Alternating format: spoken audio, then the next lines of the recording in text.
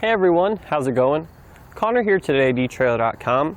We're going to be taking a look at Roadmaster's high-powered diode wiring kit here for our 2020 Jeep Cherokee.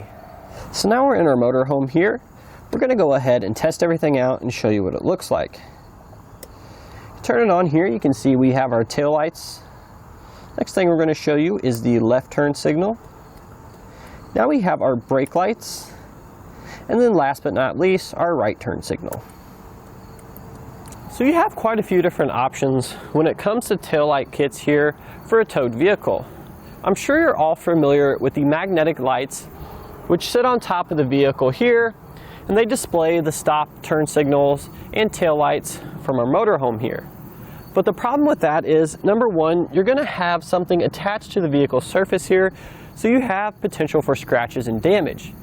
Now we're also going to have to worry about that pesky bonded 4-pole running over the roof of the vehicle. So although it does work, it's really not the best option. The best option are going to be this diode kit that we have installed here. And so the main reason that the diodes are best here is because we're going to be using the vehicle's taillights for all our signals for the motorhome. We're not going to have to worry about any separate lights on the vehicle here. Everything is going to display nice and clean on the back of our vehicle, just as it would when we're driving around town. So although we are splicing into our taillights here to display the signals, the diodes that this kit comes with is going to stop any issues from occurring on the vehicle. Basically, it's going to stop the backflow of electricity, so we don't have to worry about any problems with our motorhome transferring those onto our vehicle. We can keep the vehicle's wiring nice, safe, and sound like it was from the factory. So I do want to tell you guys one quick thing here. Our wiring kit is a great option, but it's not going to have absolutely everything we need. We're going to need two other things, which are a trailer connector for the front of our vehicle here, and an umbilical cord to go between the vehicle and the motorhome. Now you have several different options for that. This customer here is using the Nighthawk tow bar, which already comes with the umbilical cord, as well as the 6-pole connector here, which is why that's a great option for this vehicle. If you have this tow bar, I definitely recommend this wiring kit. And even if you don't, both of these items can be purchased separately to go along with your kit here. So to start our installation today, we actually went ahead and already removed our bumper fascia. If you would like to see how to do that, you can go ahead and head on over to the base plate install video we did on this vehicle here. Now it's not required that we have the bumper fascia removed, but it's going to make it a lot easier when we're mounting our electrical mounting bracket here and we're securing our wiring to the back. So what we're going to do now is we're going to go ahead and we're just going to take some of our wire here, our bonded 4-pole that comes with our kit. We're just going to go ahead and make sure we give ourselves plenty of excess so we can run it to the trailer connector, which will probably be in the center here, this general area. We haven't quite decided yet. We won't really know until we get the bumper fascia on to see where a good place to mount it is. So therefore, we're just going to give ourselves plenty of extra wire here. We're just going to go ahead and tie that off just like so. So we make sure we don't pull any more back. So we're just going to let that dangle there, sort of loop it around here. Just doing this to start here. And then we're going to take the remaining of our bonded 4-pole. We're going to begin running that back to our taillights. Now we're going to go ahead and do that now, but we need to make sure while we're routing our wire here that we're free of any moving components such as the suspension or the exhaust. We want to keep it away from a heat source as well. So let's go ahead and route our 4-pole now, and then we'll show you the path we took.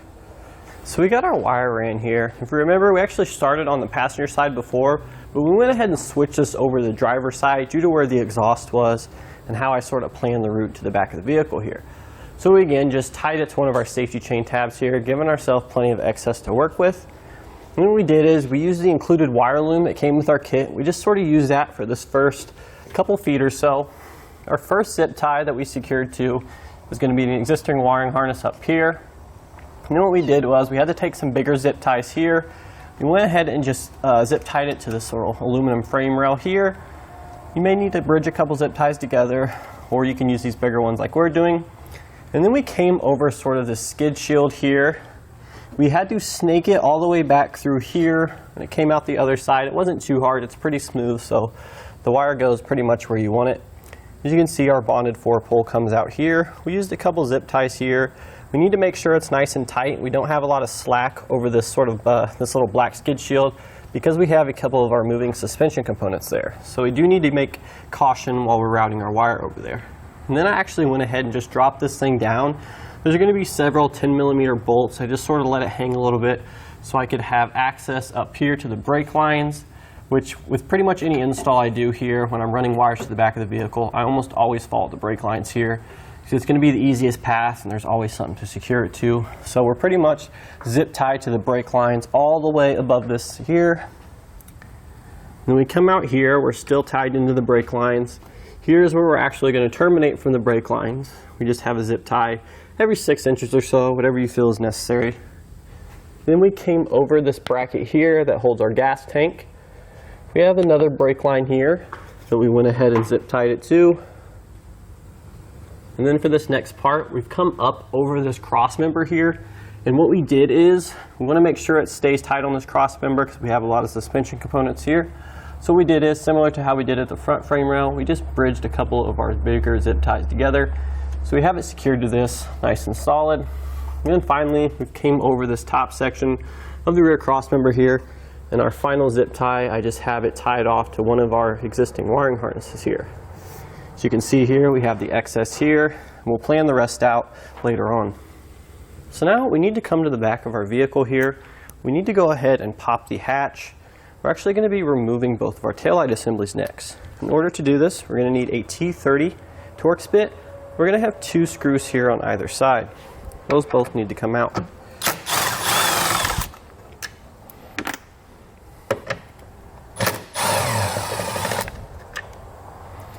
Once those are out, we can go ahead and pull the taillights off. We're going to need to make sure we pull straight back so we don't damage any of the alignment tabs. And we're going to have a connector here we need to remove. It's going to be a red tab. Simply going to press that back, depress that little portion there, and it should slide off just like that. So once we have our taillight removed here, we're going to go ahead and pull this grommet out of this hole here that holds our pigtail just to give us a little bit more room to work. Now the next thing we're going to do is there's cloth tape here that covers our wire. We need to go ahead and take this off because we're going to be splicing into these wires. So once we get this off on one side, we're actually just going to repeat this process on the other side of the vehicle as well. So we want our wires to look like this when we get done, so we have access to each of them. And now that we have all of our fabric removed here from our pigtail, what we need to do now is we need to go ahead and pull up our bonded 4-pole behind the bumper here and tie it off with our wires. That way we can splice everything in and get all of our connections made. So in order to do that, we're going to take a piece of airline tubing here. We're going to sneak it down behind the bumper. Keep in mind, we ran our wires on the driver's side, but if you ran your wires to the passenger side, you would obviously be starting over there. So we're just going to take our airline tubing, snake it down through here, and we can come underneath here. We can tie our wiring harness to this and pull it up behind the bumper. However, before we do that, what we're going to do is we're actually going to be separating the green wire here because that is going to go to the passenger side of the vehicle. So we're just going to simply pull that out. We're just going to pull this back because we don't need the green wire up behind the bumper here. So we are going to remove that from our strand before we snake it up behind the bumper. So we went ahead and got our wires pulled up behind the bumper here. Now what we're going to do is I'm just going to take a zip tie here. I'm just going to tie this off to the existing wiring harness here. Pull it nice and tight. That way we don't have to worry about losing the wires back down. So the next thing we're going to do, we're going to be starting on the driver's side. You can start on the passenger or the driver. It doesn't really matter, but we need to go ahead and test these pins here so we can make sure that we are isolating the correct signals. For this side, we need to find the taillights and we need to find the stop/turn. Now essentially how this works is, we've already done it for you, but if you wanted to double check everything at home, you're going to have someone sit inside the vehicle and apply each of the signals. You would start with the tail and then you would probe each of these pins inside here and see which one illuminates the tester. That's going to tell you which wire on the back is for that circuit. Now again, we've already went ahead and did this one for you, and on the driver's side, the taillight signal is going to be carried out by the white wire with a yellow stripe. So that's the one we're going to be splicing into. The stop/turn signals on the driver's side here are going to be carried out by our solid white wire. So now we're going to go ahead and cut these wires so we can make our connections to our diodes. So we're going to start with our white wire here which is going to be over on the driver's side. We're going to go ahead and cut this midway. However, be sure that we are able to distinguish this from the white wire with the gray stripe. We won't be using that, but it is sort of hard to tell which one is which on first glance. So we do need to make sure that we have the correct one before we go ahead and make our cut here. Now we're going to take a pair of wire strippers here. We're going to strip both ends of that wire back. Now we're going to take one of our diodes here. We're going to have the single end goes there. The white wire here can go in either of those ends, and then we're going to take our yellow wire and go on the other end. So let's go ahead and do that now.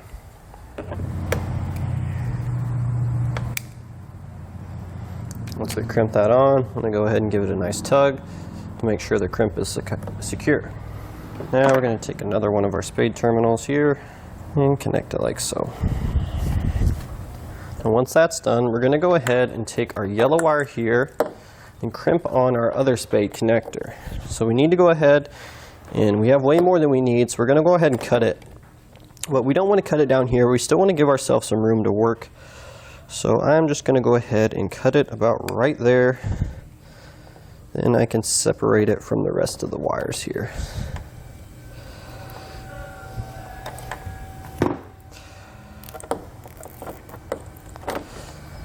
Once that's done, again, the same method we've been using thus far.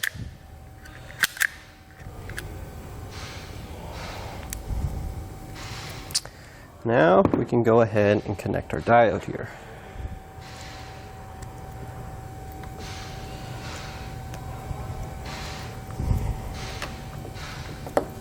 So now we're going to repeat the same process for the taillight circuit, which again is the white wire with the yellow stripe we have here.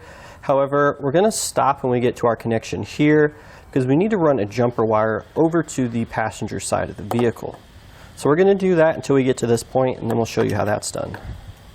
So now we have our two connections made here to the white/yellow wire. As we said, we're going to go ahead and make our connection here with the brown wire. So we'll go ahead and trim that. So although we are isolating this one, we're going to need to actually splice two of these together so we can run our jumper wire over to the passenger side of the vehicle here. So we're going to go ahead and split that one out like we did for the yellow wire. Just like that. But what we're going to do now is we're going to take the remaining brown wire we had from our harness here. We're going to splice that onto there so we can run it down over to the passenger side of the vehicle. We can actually go ahead and cut that white wire now while we're at it. And then we're going to take the excess wire we had. We're going to isolate the brown wire from this. So now that we have our brown wire separated, we're going to go ahead and strip some of the jacket off, just like that. And we're actually going to tie it together with the brown wire here. And then if you'll notice on our diodes, there's going to be actually one that has a separate color than the rest, which is going to be this yellow one here. This is the one we're going to use. We're going to crimp onto the two wires that we have joined together here.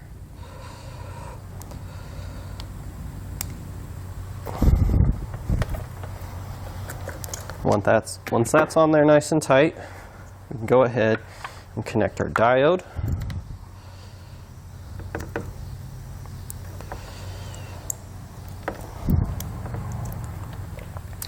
Now what we're going to do is, first off, we're going to take the double-sided tape off both of these. We're going to stick them together, and then we can sort of hide them, hopefully under this bumper here, so we can reinstall our taillight. But before we do that, we're going to take our brown wire here. We're going to feed it down below the bumper using the same airline tube that we used to pull the wire up.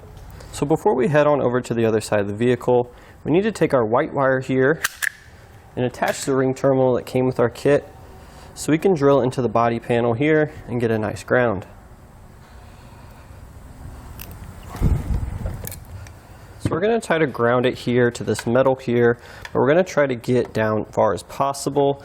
That way we don't have any interference issues when we go to stick our taillight back on the vehicle.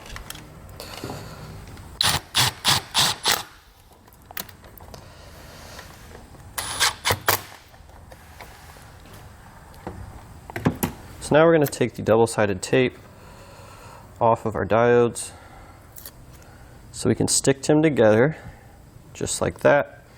What we're going to do next is we're just going to go ahead and test fit our taillight to make sure we have room for our diodes and everything to fit. So now we've came back under the vehicle here. We're going to locate our green wire and then the brown wire here that we fished down earlier. What we're going to do is we're going to have to run both of these wires up to the passenger side of the vehicle. However, we do have the muffler right here, so we need to make sure that we secure it up and away from this so it's not going to be exposed to any of the heat. Now we went ahead and ran our green and brown wires over the bottom here. As you can see, just hanging out below the bumper on the passenger side. We simply just secured it to some existing wiring harnesses that were right behind the rear bumper fascia here. And there's a little pocket that we can show you later that you're going to tuck it in behind. And then once we do that, we went ahead, as we said earlier, we ran our airline tubing down. We've tied our wires to the end of the airline tubing.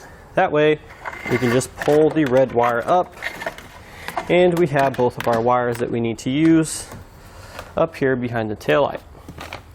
So the first thing we're going to do is we're going to go ahead and just zip tie our wires to the existing wiring harness here so we don't have to worry about them falling back down. We can go ahead and repeat the process we used to install the diodes. However, on the passenger side, as we mentioned earlier, the taillight is going to be the white/gray wire, which we see here. And then the stop and turn signal is going to be with the white wire with the green stripe, which we see here. So we're going to be using these two wires here and attaching them to the brown and green wires coming from our wiring harness. The green wire is going to be for the stop and turn, the brown wire is going to be for the tail. We already showed you how to install the diodes, so we're just going to repeat that same process over here. So we're going to come back underneath the vehicle here, and as we said earlier, we're going to show you how we routed the green and brown wires over to the passenger side of the vehicle. So if you remember our point where we tied everything off here, this is where our wires are going to split. What we did is we need to make sure we're really careful because we have our exhaust here. We went ahead and zip tied it to an existing wiring harness up here that we talked about. And then this is what I meant by sneaking it behind the bumper. There's going to be a little gap here. We're going to be able to slide our wire through. We can work our way down all the way over to the passenger side. And then we see it's going to come out here. Again, we just used a couple more zip ties to secure it to an existing wiring harness. Then we went ahead and pulled it up, and that's where it goes up behind the bumper. So now that we have all of our connections made at the rear of the vehicle, the next step here is to go ahead and find a place to mount our trailer connector, and then obviously select a trailer connector that we would like to use with this harness, since it doesn't come one. We have two basic options. A 4-pole flat will work for the majority of applications, or we could use a 6-pole round, which is more common for these flat tow setups due to the type of umbilical cords that are used between the motorhome and towed vehicle. So once those are installed, we could go ahead and test out all our lights to make sure everything's working. There's a couple different ways to do this. We're using a jump box, which we have here at eTrailer, but if you have your motorhome close by, that would probably be ideal as well. Let's go ahead and turn this on here. We should first see our tail lights on either side. Now we're going to go to the left turn signal, our brake lights, and then our right turn signal. So there we go. Now we have everything hooked up and we can ensure it's all working. And that's going to do it today for our look and installation of Roadmaster's high-powered diode wiring kit here for our 2020 Jeep Cherokee.